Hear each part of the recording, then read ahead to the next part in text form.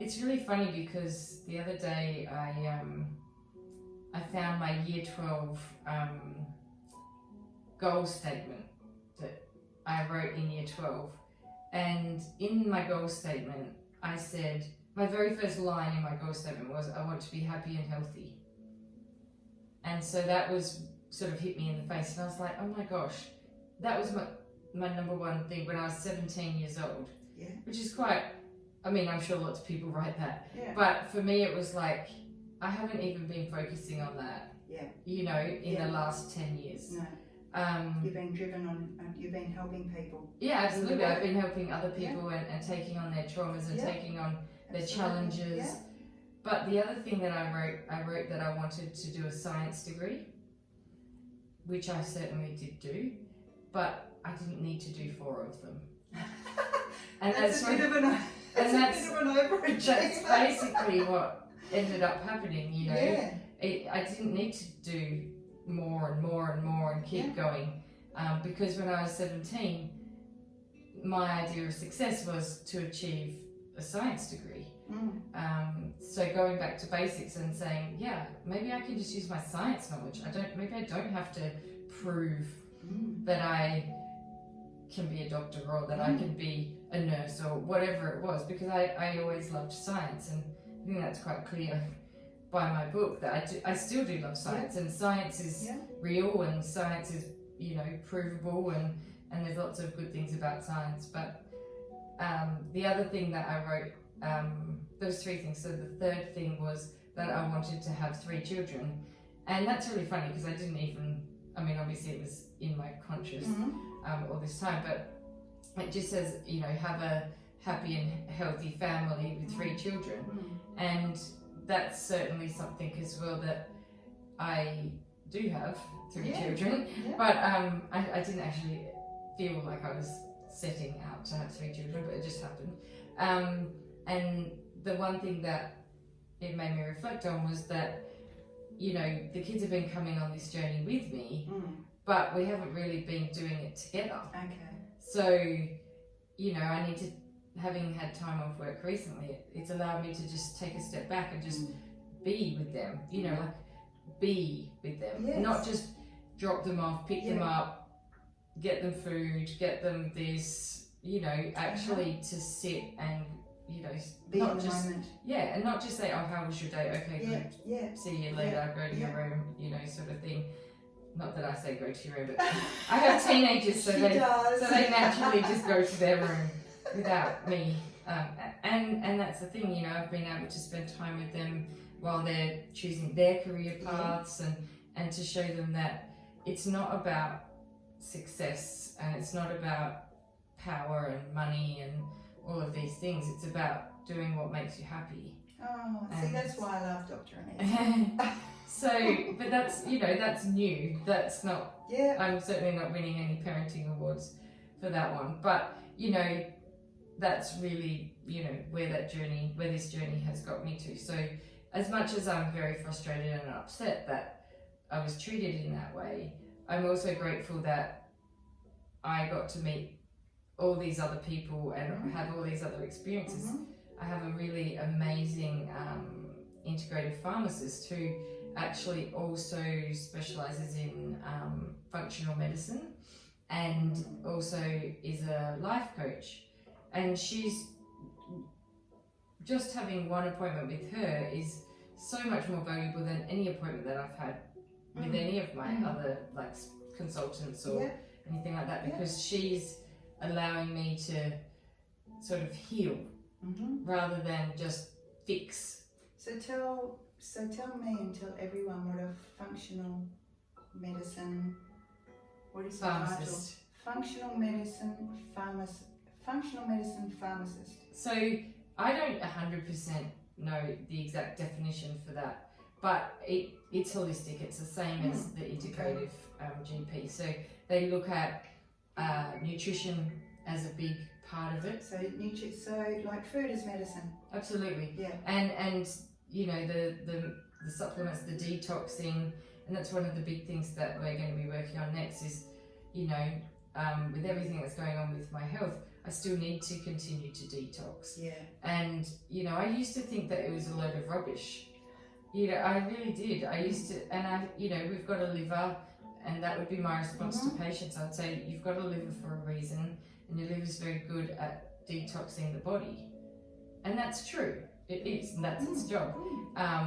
But there's so much more to it than that. If you're not putting the right food in your mouth, if you're not giving the liver a chance to do its job, then it's never gonna be optimized. Yeah, the liver needs to be supported.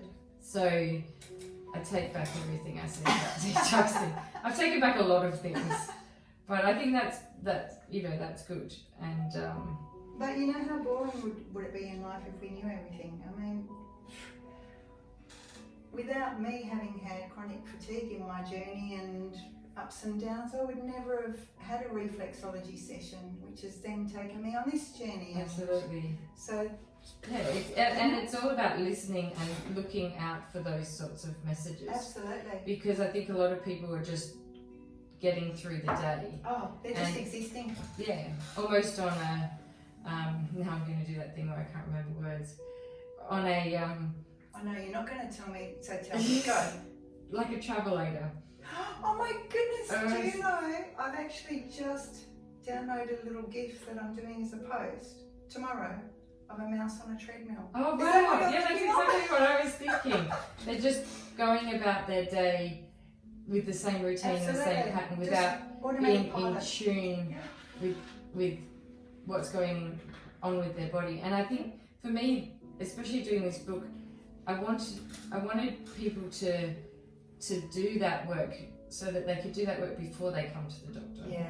Because it's really hard to start from scratch when you've got a 10-minute appointment. Yeah, absolutely. It's you know, to be able to look at people's diet, people's stress, people's trauma, people's lifestyle, people's environment, you know, in 10 minutes is ridiculous. So if people can look at all of those things before they come to the doctor and make the changes, or just be even open to the fact that these things they all contribute, you know, are contributing, then that will make the GP's job easier, because then we can target a particular area rather than having to, you know, really just at the moment go, well, here's the best medicine for this condition. Yeah, I can imagine. And I don't think that's, I don't want to sound like I'm saying that the GPs are doing that on purpose. It's a big, huge systemic problem, and that's partly society that's put us in this position where medicine is in the middle of it, or tablets are in the middle of it, and the doctor is the facilitator. Oh yeah. Rather than the patient being the facilitator, or the patient's lifestyle being the medication. So that was my main goal with the book, to sort of, instead of saying the same thing over and over and over again in every single consult that I have, because so many of my patients have chronic disease, chronic pain, is to actually say,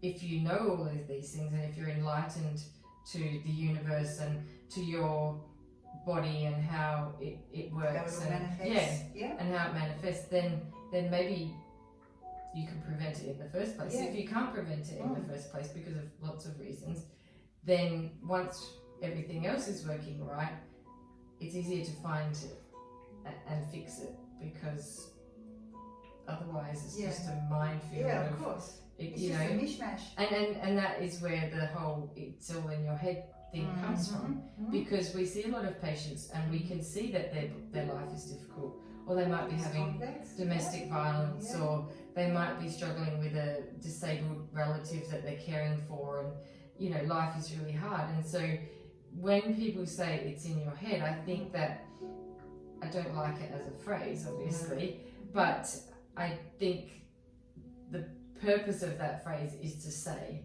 what's going on in your life that is, you know, potentially making you sick. See, that, you know, if doctors actually said that, the people who are open might actually stop and think about it. There are people who just want to come to you for a pill.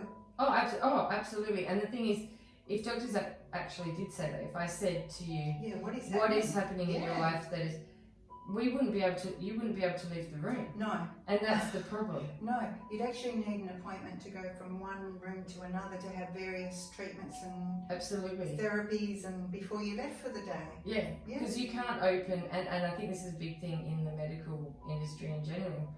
There's a lot of questions that don't get asked. Yeah. And that's because as soon as you ask it, you have to help them. If you ask about domestic violence, if you're sitting there and you've got 2 or 3 patients already waiting in the waiting room, and you've got a patient in the room that you suspect is having domestic violence, if you ask about it and they say yes, what do you do? Yeah, how can you actually improve that person's outcome? They say yes, and then you say, okay, we'll talk about it next time, make an appointment in 2 weeks. Because if you start going into it and start to give them strategies or start to talk to them about whether it's, acceptable and how it's not helping their health or their life, you're going to be there for hours. And I think that's what's happened to the system. Well, you're locked into a 10-minute appointment or a 20-minute appointment or whatever, and you've got a waiting room sitting out there. And people do, like you said, they often do want a pill. Like I said before, the social media thing, where you see a lot of posts, doctors don't listen, doctors don't do this, doctors don't offer, I'm so frustrated, I paid $70 for a piece of paper, or, there's so many comments, and I think that disenchants us as GPs in itself. But it also is true, because at the end of the day, when somebody comes to see me having a problem with sleep, they don't want me to give them magnesium. No. If they've gotten to the point where they're coming to see me about it, they've, 90% of the time, and that's certainly not a researched figure, but in my experience, 90% of the time, they will be dissatisfied without a prescription. Yeah, they want to go home and they want to have something to put in their mouth that night to sleep that night, because they've probably got to the desperate stage. Absolutely, and that's what I mean by if they've gotten to the point where they're coming to see you. Most people are pretty tough, and they will wait until it's and I see that in those patients, and I know that they're desperate. And then if I was to then give them that sleeping tablet, I can't win, because I've done the thing that everybody thinks we do. Yeah. Or I haven't done. Okay, you're damned if you do and you're damned absolutely. If you don't. Yeah. So it's one of those situations where, as a doctor, you have to pick your battles. Yeah. And you have to pick, does this person genuinely need sleep? Is this somebody who, if she doesn't rest, she's going to have a car accident? Yeah. There's so much more to it, and I can see why people offered me antidepressants. They're not necessarily terrible doctors. No. It's just that they had 10 minutes to give me a solution.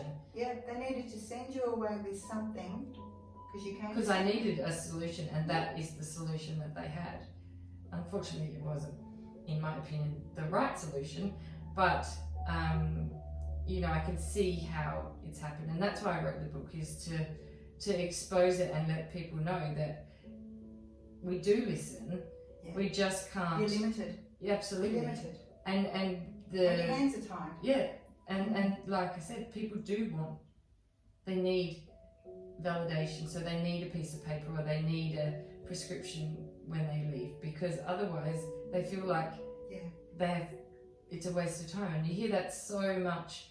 Oh, it was such a waste of time going to see the doctor because they did nothing. They told me to eat better, or they told me to exercise, and that's good advice to improve your diet and exercise, but it's not satisfactory. Yeah, I understand what you're saying. They want an action to go away and put in place straight away. Yeah, absolutely. And there's been so many times when I've had patients that are trying to lose weight, and it's a big it's probably one of the largest parts of my job, is the frustration of women, especially women, but men as well, not being able to lose weight. And they've tried all sorts of different things, and they don't come to me without having tried lots of things. They always come having tried things. And if I could give them an eating plan with every meal set out, they would be thrilled. Yep. But that's not what medicine is. No. You know, you need to, everything has to be individualised. You know, if I had to do that for every patient, it would be crazy. And that's why we have nutritionalists. And that's why we have, you know, functional pharmacists, and to be able to say what's missing, what's, you know, what's hurting you and what's helping you in your diet. So I think that the big issue with general practice is that we're expected to solve everything, including money issues as well, so financial stuff for patients. We've kind of had a society that would condition us that a doctor, go to the doctor, you know, you get to any situation, go and see your doctor, have a chat with your doctor, come up with a solution. Oh, absolutely, and it's on everything. There's so many posters and, you know, absolutely, see your doctor. But, you know, we don't know everything. No. And if more people, like I said, are aware of all the things that can make you sick, then maybe there won't be so many people coming to the doctor, which would be lovely. For everybody, because I want people to be well. Well, I think when you were talking before, talking about stress, I don't know, you know, you may or may not agree with me when people talk to me about various things in here and the stress that they're under. I say stress is huge. It impacts everything in your life. You know, mentally, physically, the whole lot. It turns you to food, it turns you to maybe drinking more than you should be drinking, turns you to everything. So, yeah, stress is a huge one, I think. It absolutely is, and I see it so much, and people not wanting or being able to reduce their workloads or their, you know, their scheduling and just being rushed all the time. But I think the big difference between me and you is that when people come here, they're already open to it. Yeah. And you know what I mean? And this chair is it, to be honest with you. I'm really a fraud, it's all about the chair. That's fine. If the chair works, no, I'd like to think I do something. Yeah, absolutely. But the chair is a good But even chair. just listening, I think that, like you said before, validation. Yeah, like you said before, some people don't want to sleep while they're in this chair. They want to talk to you. They do. And it's just like hairdressing. Yeah. You know, going to the hairdresser. And some people just want to talk. And that's what us as GPs really struggle to have the time for that. Yeah. And so then people feel invalidated or ignored, and that's why I give them your card. But I think you just, if people can find an outlet for their stress in some way, whatever works for them, don't you think that would improve their health? Oh, absolutely. But I think you have to acknowledge that stress causes health problems first. And I think there's a large percentage of people that don't acknowledge that. And think that there's a cause and effect in a medical or scientific way. So, you know, it's not stress. It's so they run to the something doctor to wrong find out with me. What's wrong with me, where it's their lifestyle. Factors in their lifestyle. And that's for judgment. God, we all make choices that aren't always healthy. Oh, absolutely. And that's the thing. The irony of that is that with my issue, I did need a doctor to diagnose it. You know, I did need somebody to keep looking, and but I think the only reason why we really got there was because I had already considered all of the other things. So I had considered stress, I'd considered childhood trauma, I'd done the work with the psychologist before I even met the integrative GP. So I was able to say, no, actually, I feel good about these things. And, you know, I was exercising as much as I could, but certainly hard as I was getting more and more fatigued and unwell. But it definitely helped to be able to go and see her with some of those things already sorted out.